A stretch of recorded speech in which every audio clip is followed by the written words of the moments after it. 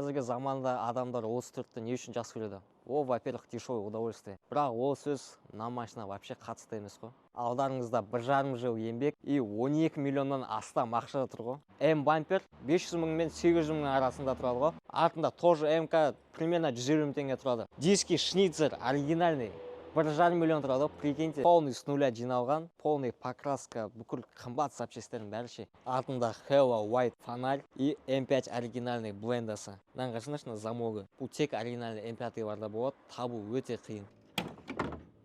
Капоттың астында V8 4x4, бұл завода 530 болып шыққан, то есть рассчитанный под V8. Бұл жерде жаңа 525, 520 болғаннан кейін әр нәрсені шашып, поднастраивать етудің қажет жоқ. Просто 3 куб моторын шығарып тастадың да, 4x4 салдың, бәрі оңай, короче. Коробкасы 6-ступка, артында блок редуктор 210, привода, короче, барлығы усиленный. В общем, мынандай нагрузка спокойно шыдап беретін машина ғой. Бұл тағы бір ерекшелігі, бұл завода японец болып шыққан. Это значит, жаңағы антикоррозия жақсы шыдайды. Мынандай оригинальный накладка М5 250 мыңнан жоғары тұрады. Мына резинкасы 4-еу 250 мың теңге тұрады екен, прикиньте, мынандай состояниеда. Еще ол тапсаң, аяқта монетницасы, на дверной картаның состояниясын қарасаңдаршы. Черное дерево, там жатая кожа, эко-кожа, анау-мынау дешевый емес, конкретно түріне қараған кезде 2 миллионнан жоғары тұрады деген баға бересің ғой мынаған. Өзінің формасын ұстап тұр ғой әлі күнге шейін. Диван состояниясын қарасаңдаршы. Негізі көпсінде жиналып қалған, андай плоский болып қалады кожасы, бірақ мынаяқта кәдімгідей қарасаңдаршы, неткен идеальный.